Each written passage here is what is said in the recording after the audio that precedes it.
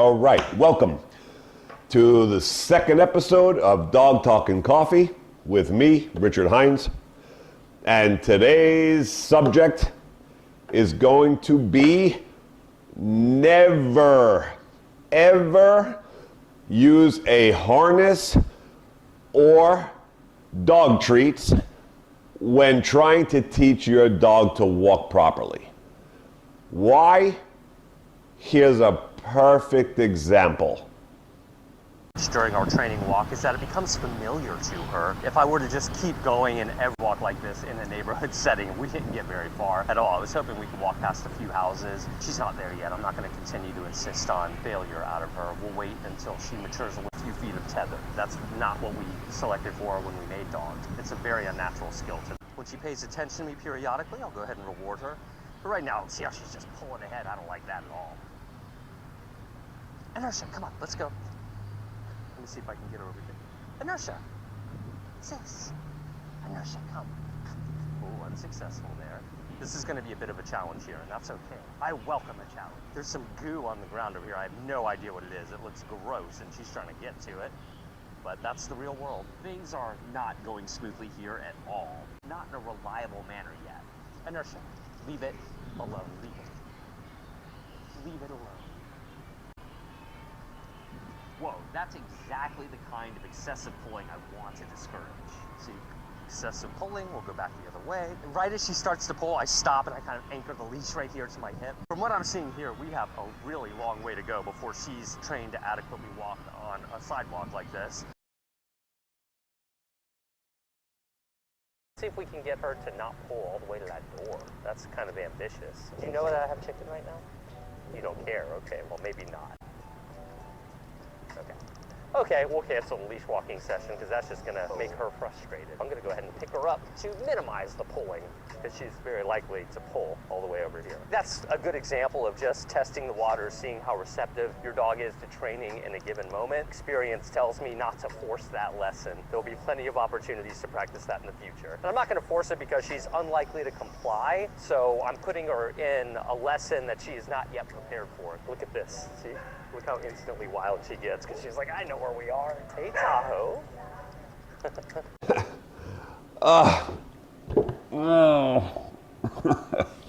All right. So, clearly you can see here in those video clips that the harness is just letting the dog pull everywhere. And unless this trainer pulls and tries to get its attention away from going forward, there is no hope, all right? So, I mean, there's absolutely no focus. Begging, I mean, trying so hard with treats. Hey, look what I have, right? You could clearly see the dog has no interest in the treats while it's outside in the public environment. Get her over here. Inertia. Sis. Inertia, come. Oh, unsuccessful there. This is going to be a bit of a challenge here, and that's okay. I welcome a challenge. Do you know that I have chicken right now? You don't care. Okay, well, maybe not. Just like I brought up in the last video of showing one of the top positive experts in the world that 3 years later of 3 years straight of positive dog training still can't get their dog to listen when the dog wants something else. All right, so now here we are. We're out by the pool. So we're going to attempt to do a little bit of an obedience session right here next to the pool. This is too much for Sunny. Sunny, no? Sunny, sit. Sit. Yes. Sunny, down. Yes. Hey, Sunny. Sunny, yuck. So you notice he's not into this right now. He doesn't really want to train. He wants to get on that pool. This is an environment that I shouldn't be training in yet. Sunny, come here. He's gonna pee on stuff because there's other dogs out here. I've got treats in my hand right now. He's not even following a lure. He's shying away from the food because he wants to go to the pool. So I only did this to show you an example of an environment that is too hard to train right now. That dog wanted to go to the pool, and no matter how much treat the trainer has, common sense will tell you, and I have said this forever, if you're going strictly positive and you're going to try to do this route, good luck with that. You are going to have a long, long, long journey on trying to get your dog to focus, pay attention, and actually learn the exercises.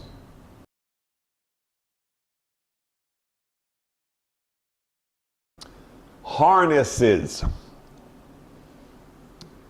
The worst training tool ever invented for the public's dogs, right? For training, okay? So, I understand, I hear it every day for years and years and years and years and years. I know why most people go to a harness, right? The dog on a regular collar, right? I know. That's why you switch to a harness, because the dog was gagging itself out when you had a regular collar on it when you would walk it. I got that. I know. You don't have to tell me. I have millions of clients in my career that this is exactly why everyone moves to a harness. Now, you're caught in a little situation here. So yes, if you are not going to seek a trained dog and you don't care about being pulled around, you don't care that your dog doesn't listen to you, right? Meaning you don't want training. You don't care what your dog does. You're not seeking a trained dog. Then by all means, use a harness, right? To let them pull you all over, disrespect, right? And be safe here, right? Because obviously with regular collars, most people, because they don't try to train their dogs, they let them pull everywhere and do what they want and think that's normal, right? That the trachea can get damaged by the constant by pulling you down the rough blocks, right? So yes, if you are not seeking training, then the better choice is to go to a harness to comfort your dog to pull you everywhere, right? And let them just do what they want with you. Okay, so if you are seeking training and you actually want them trained, you can never use a harness, right? Because harnesses are meant for comfort of the dog to pull hard so that there's no consequence and no corrections. Obviously, right? Again, common sense. So what were harnesses made for? To pull things. That's what they were created for. They were not created in the beginning of this for the pet dog. They were created for working dogs, right? To get sled dogs to be able to pull with comfort and just pull everywhere with good push with no corrections. Protection work, right? We need for dogs to be comfortable to do bite work, learn how to bite people, right? The harness comes in for frustration, right? When we're teasing them like that and we get better bites, stronger bites, because harnesses cause frustration. Because they can pull, no consequence, right? They can really dig in there.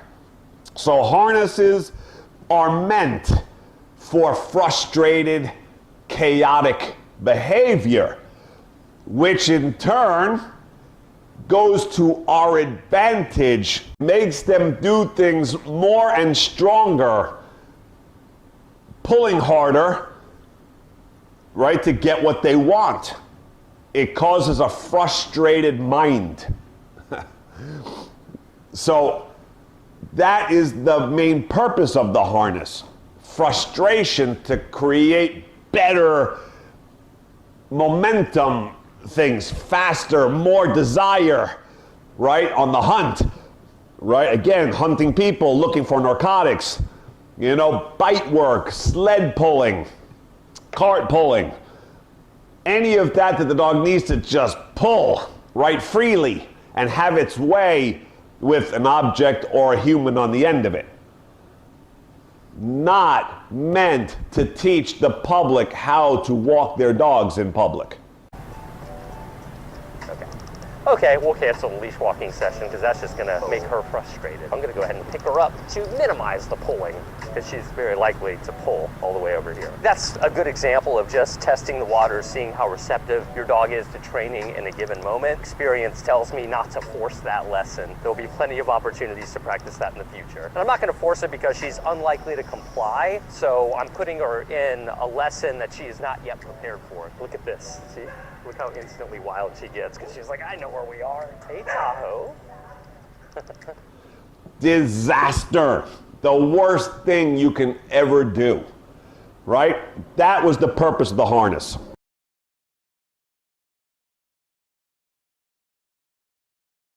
So, I mean, we got problems all over the place with this method and this technique that this kid is using, right? I mean, it's a train wreck. I mean, I just don't even know what to do with myself right now because of this whole mess that I'm seeing and good.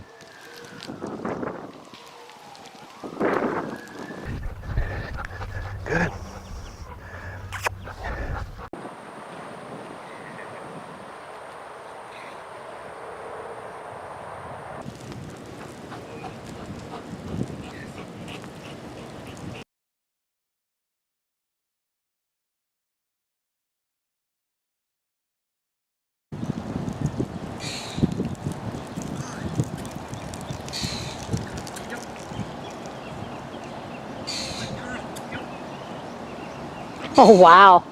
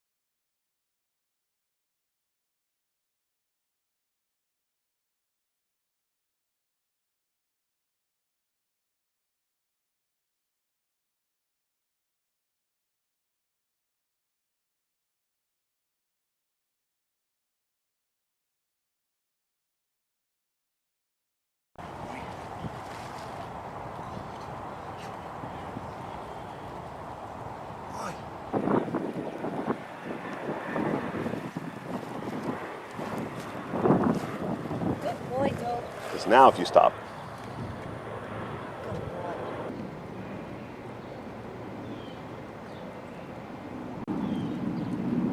Good. Good girl. Very good.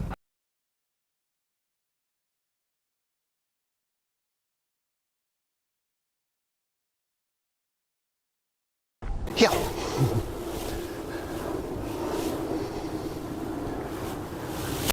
Good girl.